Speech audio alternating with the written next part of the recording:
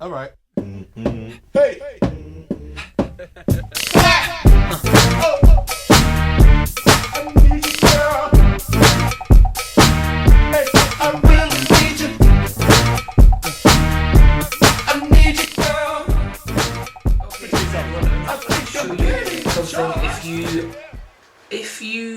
If you get video from the Nikon or the Canon, and you're not able to use it on Windows Movie Maker, it's because it's in a different codec. For example, if I go find the stuff which I've done, so the Canon stuff at 60 frames a second is in this thing. It's a QuickTime movie. Now this was done at 60 frames a second and at 720p.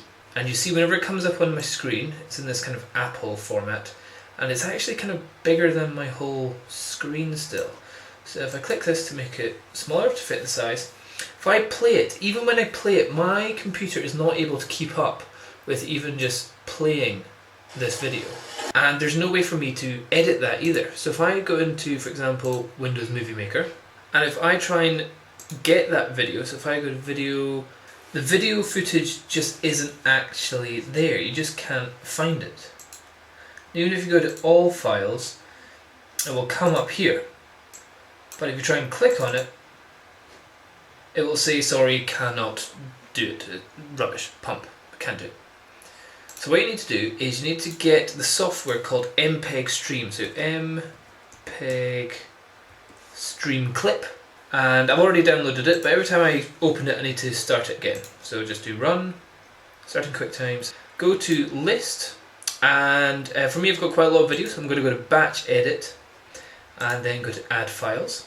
And here's some already in my external hard drive and gone to other places, Canon 60 frames a second, and here's all the video here.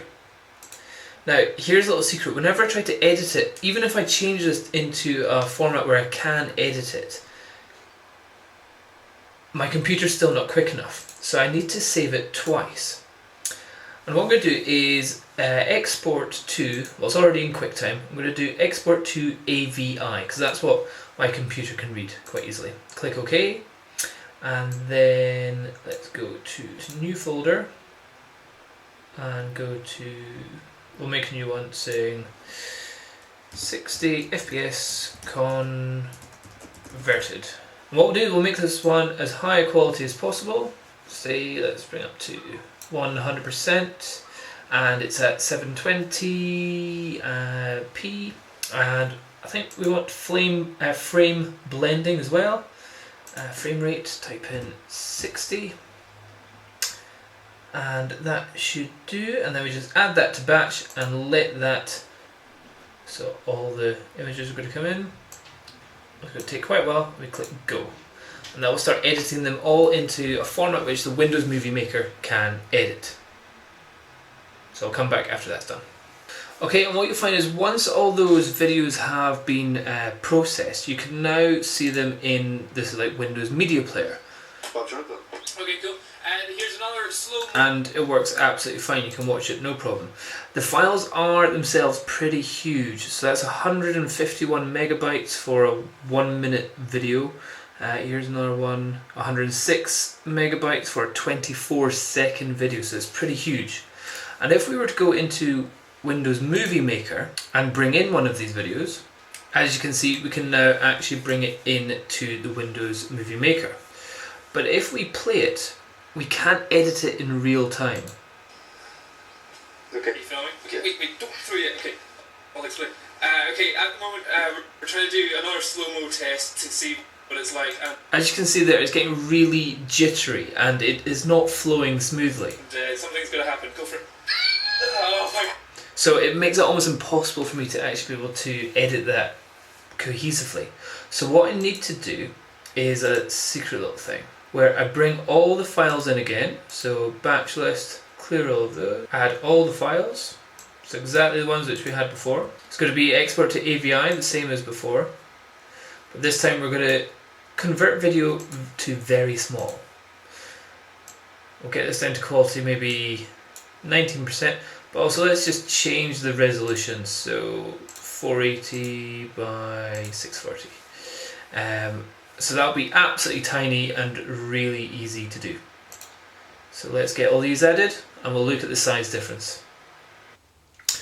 Okay, and once MPEG Streamclip has finished converting all your videos, you've now got two folders. And one folder, which is the high quality one, is 6 gigabytes, and the smaller one is only 1.3 gigabytes. So it's a big file size difference. But all the files here are exactly the same, but obviously a lot smaller. In this part of the video, we're going to practice the slow-mo effect. So what we do is we then put that into, or these files into Windows Movie Maker. So remember with the big file, if we tried to edit it went really jittery and we couldn't see it in real time. So what we do is we delete that and let's bring in the smaller file. Import videos, and instead of being the 60 frames per second converted, we go back to the new folder and go to the small converted. Let's bring in a couple of videos that I want to look at. Bring them into the timeline. And now if we play them now, and we want to edit them. Okay, cool. And here's another slow motion test. Again, we're shooting. It's playing a lot more easily, and we can actually edit in real time. Second. And this is just going to be me spinning a ball. So what you do is then you edit in this. So let's say we want me to... on my hand. Okay, so that's me done a quick little edit. It's not a video which I'm really going to put online. And as you can see, there's certain cuts. I've made things which are slow motion.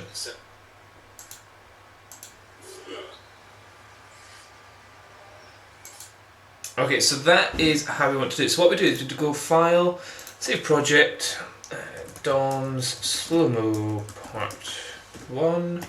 And if we were to export that, it would be in this small format. It would be pretty rubbish quality. And here's where the really interesting bit comes along. What you do is you go into converted video, the very small page, find the two videos that I used, what were they again? And we just delete them. We actually delete them. What you can do, you can put them onto an external hard drive or somewhere, but what you want is your computer not to be able to see them. So I'm just going to go delete. Now when we go back into Windows Movie Maker, what you'll notice is that the videos have disappeared. They're like, ah. So the computer says, do you want to look for the images? You go yes. And it will be looking in the converted small video file and won't find it. But if you go back out to new folder and then go into the 60p, there's the video. And the other clip, oh, well that's them all. It's automatically stuck them both back in. So now you've got it edited in real time, but now all you need to do is go to Publish Movie,